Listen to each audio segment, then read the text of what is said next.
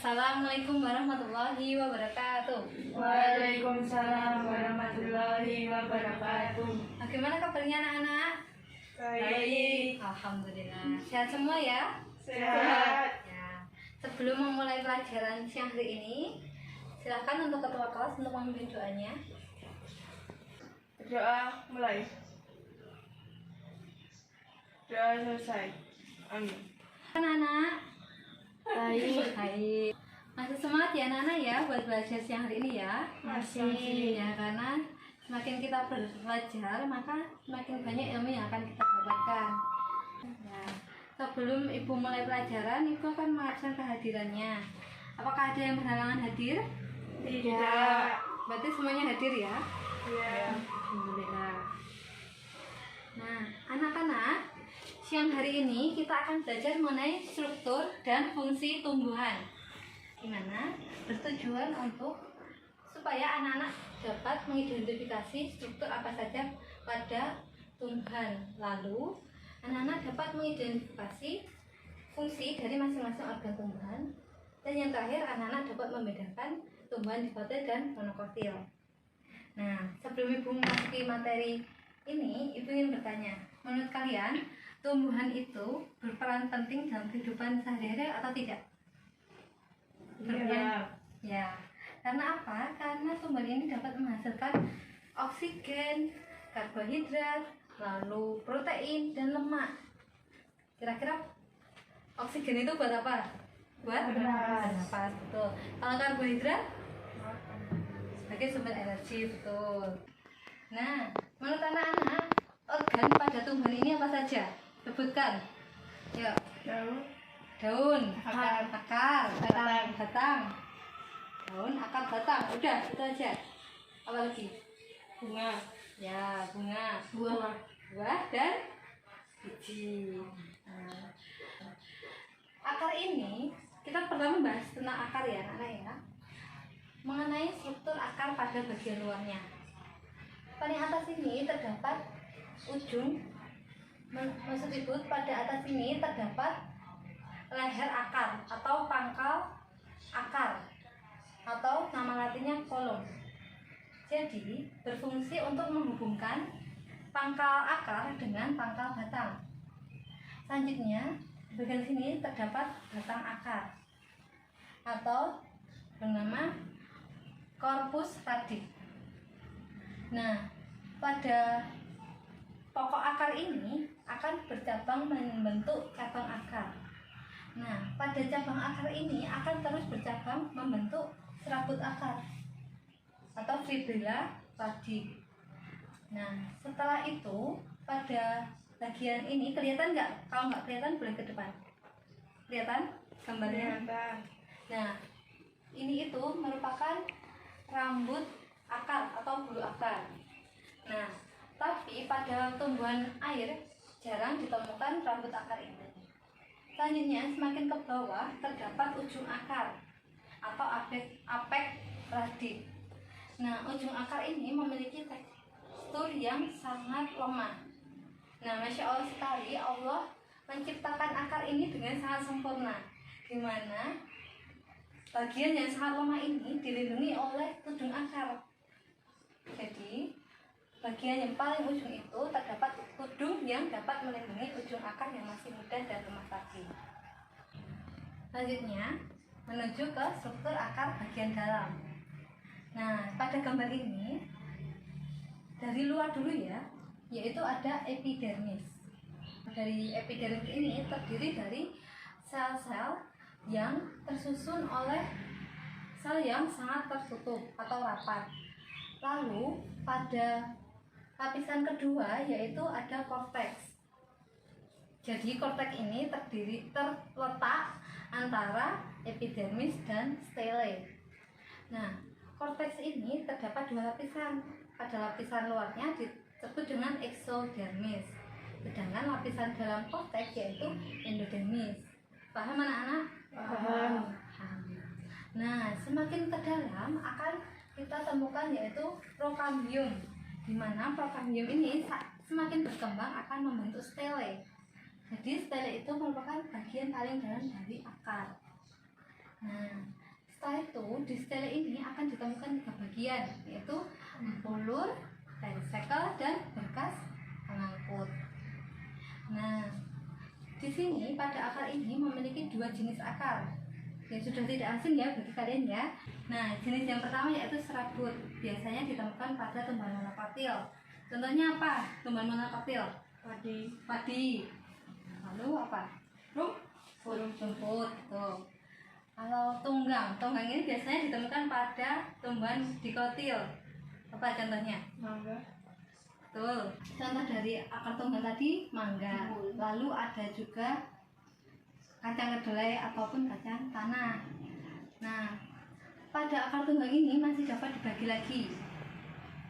Ada yaitu akar tunggang yang tidak bercabang atau bercabangnya hanya sedikit, dan akar tunggang yang bercabang. Nah, selanjutnya yaitu yang pertama untuk tempat menambatkannya tubuh dari tumbuhan dari dalam tanah, dan yang kedua yaitu untuk menyerap air dan unsur hara dalam tanah. Namun terdapat modifikasi pada akar ini, contohnya yaitu akar wortel. Nah, bisa dilihat gambarnya ya.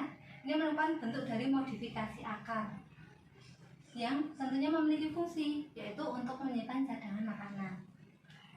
Sampai di sini ada yang bertanya? Ada. Silahkan bertanya kok Mbak Naswa.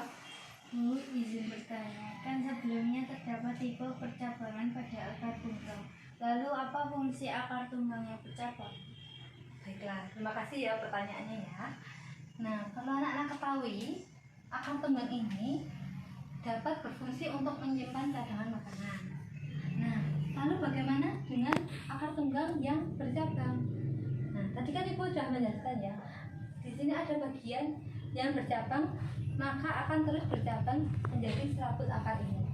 Nah, pada akar tunggang yang bercabang ini, maka akan membentuk percabangan lagi, di mana percabangan ini dapat berfungsi untuk semakin memperluas daerah penyerapan air atau unsur hara, dan dapat menambah daya untuk menahan beban dari tumbuhan tersebut. Sampai di sini paham? Paham. Bisa Ibu lanjutkan ke organ batang? Bisa. Pada batang ini kita akan melihat dari struktur luarnya. Nah, di sini ada bagian yang disebut dengan buku atau nodus. Nah, kelihatan ya, ini tuh tempatnya melekat daun, bunga maupun tunas. Sedangkan ruas yang terletak di sini merupakan bagian antara nodus-nodus. Jadi nodus di sini dan nodus di sini. Nah, di antaranya itu disebut dengan ruas. Dan yang terakhir yaitu tunas, merupakan sudut antara daun dan batang. Setelah itu, pada struktur batang pada bagian dalamnya, di sini terdapat penampang melintang dari batang. Di sini yaitu dikotil dan ini monokotil. Dari gambar ini terlihat perbedaannya ya. Iya. Ya, pada dikotil ini pembuluh darahnya ini berbentuk melingkar. Tapi kalau di monokotil bagaimana bentuknya? Tersebar, ya kan? Tidak teratur kan, jadi bentuknya tersebar. Nah, pada dikotil ini terdapat kambium vaskuler yang masih aktif membelah. Baiklah, Ibu akan lanjutkan pada fungsi dari batang. Fungsi batang ini merupakan organ yang berguna untuk menyokong tumbuhan. Lalu, tadi kan air dibawa oleh akar. Nah, untuk menuju ke organ yang lainnya, maka melewati batang, sehingga batang ini berfungsi sebagai jalur pengangkutan air dan unsur hara dari akar. Paham? Di samping itu, batang juga memiliki modifikasi bentuk, seperti pada kaktus ini, seperti ini. Fungsinya untuk apa, anak? Menyimpan cadangan air. Ya, betul. Atau menyimpan cadangan makanan. Selanjutnya, organ yang ketiga yaitu organ daun. pada struktur luar daun terdapat yang pertama yaitu pelepah daun. Sini pelepah daun merupakan duduknya daun atau tangkai daun. Lalu terdapat helaian daun. Nah, helaian daun ini merupakan bagian yang paling penting dari daun. Karena untuk apa kira-kira? Untuk proses apa? Fotosintesis. Nah, betul, untuk proses sintesis. Selanjutnya terdapat bagian tulang daun dan yang terakhir yaitu di sini merupakan bagian tangkai daun untuk menghubungkan antara pelepah dan helai daun. Kita akan menuju ke struktur dalam daun. Jika daun ini dipotong secara melintang, nah dapat diamati menjadi seperti ini. Pada struktur dalam daun ini ditemukan yang pertama yaitu stomata. Stomata atau mulut daun ini berfungsi untuk tempat pertukaran gas dan air. Lalu yang kedua yaitu kutikula di sini. Nah, kutikula ini berfungsi untuk mencegah penguapan. Selanjutnya yang terakhir terdapat mesofil. Bagian lebih dalam dari daun. Nah, pada daun ini memiliki banyak sekali manfaat selain untuk proses fotosintesis. Antara lain yaitu sebagai alat respirasi, yaitu menggunakan stomata tadi. Lalu sebagai alat reproduksi vegetatif.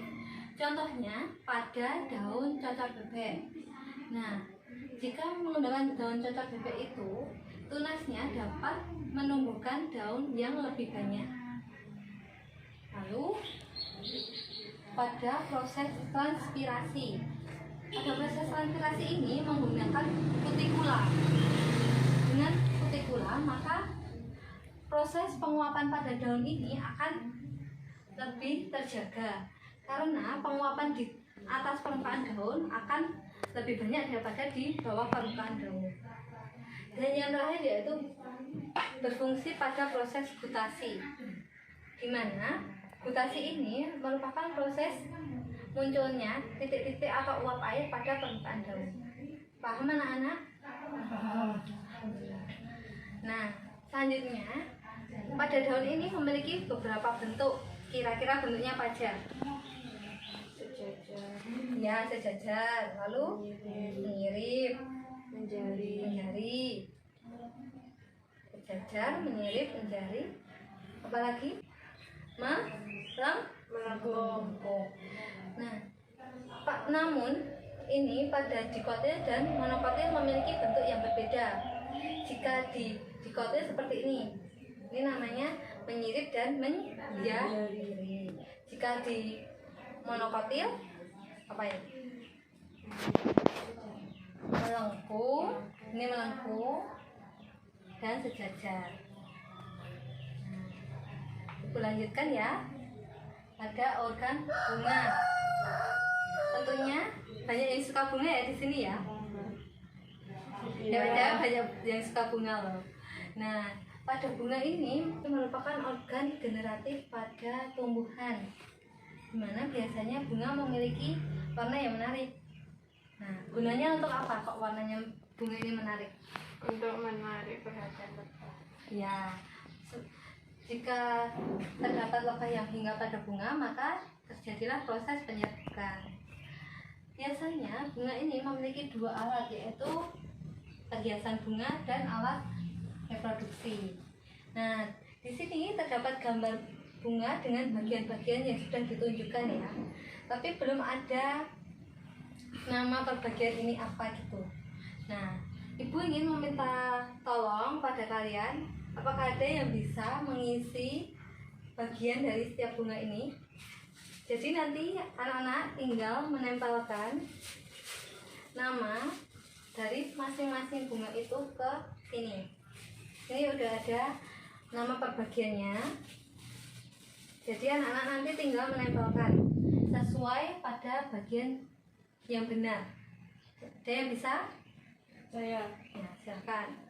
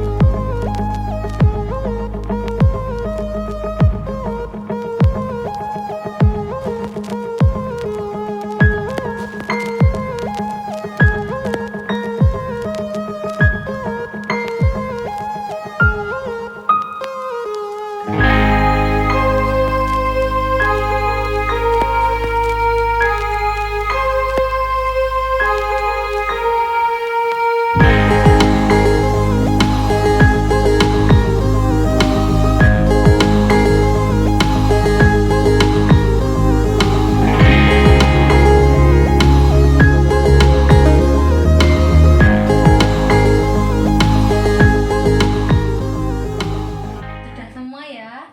Sekarang silahkan dibacakan Mbak perbagiannya. Ya, yang nomor 1. Nomor 1, stigma atau kepala putih. Nomor 2, stel atau tangkai putih. Nomor 3, ovari atau bakal buah. Nomor 4, under atau kantong sari. Nomor 5, filamen atau tangkai sari. Nomor 6, petal atau mahkota. Nomor 7, sepal atau kelopak. Nomor 8, receptacle atau dasar bunga. Nomor 9, peduncle atau tangkai bunga. Ya, benar sekali. Tepuk tangan buat temannya.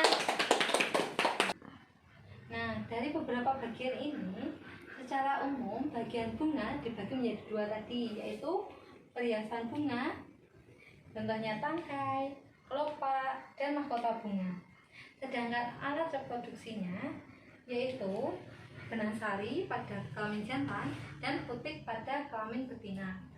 Nah, selanjutnya anak-anak pasti sudah sering sekali mendengar istilah bunga lengkap, bunga tidak lengkap, lalu bunga sempurna dan bunga tidak sempurna. Kira-kira bunga lengkap itu apa artinya? Bunga yang mempunyai semua bagian. Ya, betul, yang memiliki semua bagian ini. Jika bunga yang tidak lengkap itu bunga yang tidak memiliki salah satu dari bagian ini.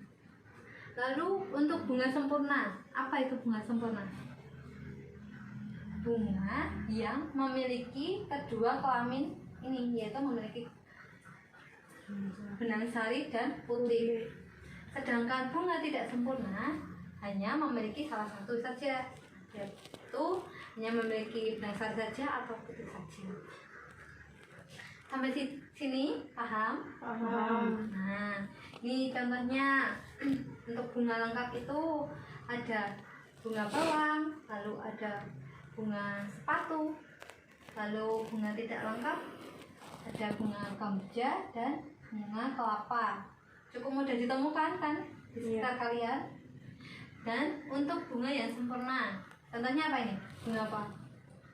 Mawar dan bunga Matahari. Sedangkan bunga tidak sempurna yaitu bunga kamboja dan kelapa. Nah, selanjutnya kita akan belajar mengenai organ buah dan biji. Sebelum bakal biji ini terbentuk, pada alat kelamin betina atau putih ini akan membentuk bakal buah terlebih dahulu. Nah, pada putih ini, kelihatan ya ini putihnya ya, terdapat 3 bagian. Apa saja kira-kira? Dari atas, ini apa? Kepala putih. Lalu yang panjang ini apa? Tangkai putih. Dan yang paling bawah terdapat ova ya, atau bakal buah. Nah, setelah buah ini terbentuk, lalu terbentuk buah yang lengkap apabila buah ini terdapat biji, lalu terdapat daging buah dan kulit. Nah, kulit ini dibagi menjadi 2 fase, yaitu ketika muda dan ketika sudah masak. Ketika masih muda, daun ini belum mengalami pemisahan jaringan. Sedangkan ketika sudah masak, maka dibagi menjadi 3 lapisan, yaitu lapisan pertama yaitu epikap, lalu yang kedua mesokap, dan lapisan yang ketiga yaitu endokap. Lapisan epikap ini merupakan lapisan luar yang keras dan tidak dapat tembus air, contohnya pada kelapa. Lalu pada mesokap merupakan bagian yang tebal dan berserabut, juga contohnya pada kelapa. Apabila berbentuk berdaging, contohnya pada mangga dan pepaya. Lapisan yang ketiga yaitu endokap, yaitu lapisan yang sangat keras dan tebal. Namun juga ada yang seperti selaput yang tipis, misalnya pada rambutan. Nah, kita akan membahas mengenai biji. Di sini ada 2 biji. Yang pertama, yang atas ini merupakan biji kedelai dan yang bawah ini biji jagung.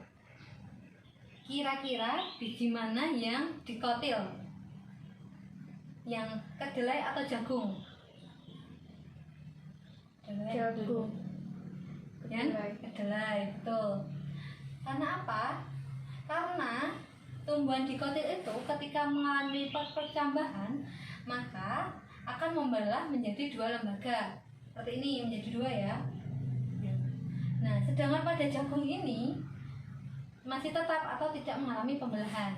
Jadi dikatakan pada tumbuhan monokotil. Nah, materinya sudah cukup. Apakah ada yang ingin ditanyakan? Tidak. Ya, Ibu memiliki lembar kerja peserta didik. Di sini ada beberapa soal dan silakan dikerjakan secara berkelompok. Di sini ada tabel, silakan kalian isi jawaban dengan benar ya. Jika pada nomor 2 dan nomor 3, silahkan foto dan atau gambarnya ini digunting lalu ditempelkan pada tabel ini. Setelah selesai mengerjakan, silahkan tabelnya kalian potong dan nanti ditempelkan pada papan presentasi siswa dan kalian presentasikan. Paham? Paham.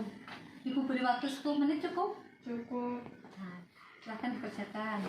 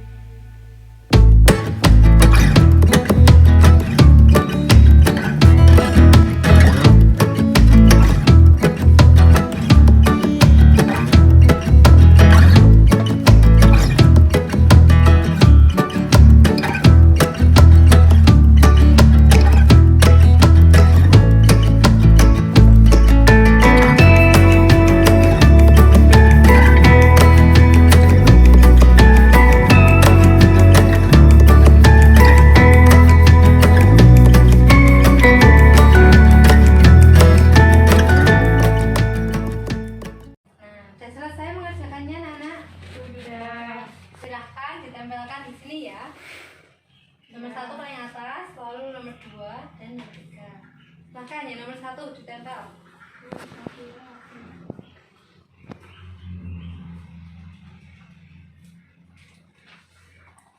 Yang nomor 2.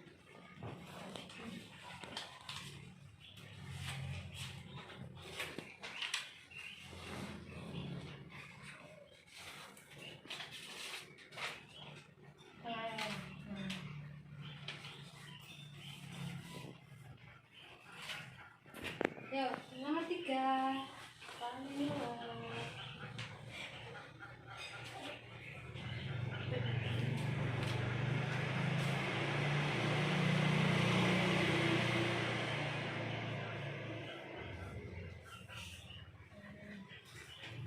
selesai. Sekarang saatnya presentasi. Mau presentasi satu-satu atau bertiga maju ke depan? Satu-satu. Satu, oke. Siapa yang mau presentasi nomor 1? Yuk, maju.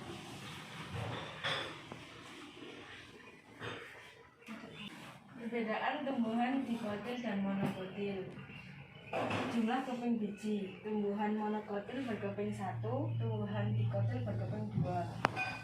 Akar. Tumbuhan monokotil berakar serabut, tumbuhan dikotil berakar tunggang. Bunga. Tumbuhan monokotil bunga kelipatan 3, tumbuhan dikotil bunga kelipatan 4 atau 5. Batang. Tumbuhan monokotil tidak berkayu dan berluas-luas, tumbuhan dikotil berkayu dan bercabang. Tulang daun. Tumbuhan monokotil tulang daun sejajar atau parang. Tumbuhan dikotil tulang daun menyirip dan menjari. Kambium. Tumbuhan monokotil tidak berkambium, tumbuhan dikotil berkambium. Tipe berkas pengangkut. Tumbuhan monokotil kolateral tertutup, tumbuhan dikotil kolateral terbuka. Ya, benar. Yo, dilanjut yang nomor 2. Ciri tumbuhan dikotil. Memiliki kotiledon berkeping 2. Mahkota bunga berkelipatan 4 atau 5. Berkas pembuluh. Berkas pembuluh dalam susunan kompleks. Tulang daun menjari. Memiliki akar tunggang. Ciri-ciri tumbuhan monokotil. Berkas pembuluh dalam susunan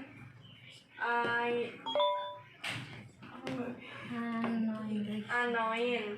Tulang daun sejajar. Sistem akar serabut. Kotiledon berkeping 1. Mahkota bunga berkelipatan 3. Ya, sudah benar. Terakhir nomor 3 ini. Silahkan. Yang termasuk tumbuhan dikotil yaitu tumbuhan putri malut dan singkong. Yang termasuk tumbuhan monokotil, jagung, dan lidah buaya. Sudah betul, teman-teman? Nah, terima kasih bagi anak-anak yang sudah presentasi dan mengerjakan soalnya tadi. Ya, semoga ilmunya bermanfaat ya. Amin. Nah, kita hari ini sudah belajar mengenai struktur dan fungsi tumbuhan, di mana macam-macam dari organ dari tumbuhan yaitu antara lain akar, daun, batang, bunga, buah, dan biji. Dan masing-masing organ tersebut memiliki struktur dan fungsi berbeda dan memiliki fungsi yang masing-masing. Selain itu, kita juga dapat mengetahui perbedaan dari tumbuhan monokotil dan dikotil seperti tadi. Selanjutnya ada tugas ya. Jadi silakan anak-anak membaca buku halaman 27 sampai 35. Lalu silakan dibuat peta konsep. Diketik boleh atau tulis tangan boleh sesuai kreasi anak-anak ya. Dikumpulkan saat pelajaran ibu minggu depan. Apakah ada yang bertanya? Iya. Baiklah, ibu akhiri pelajaran pada siang hari ini. Kurang lebihnya ibu mohon maaf. Wassalamualaikum warahmatullahi wabarakatuh. Waalaikumsalam warahmatullahi wabarakatuh.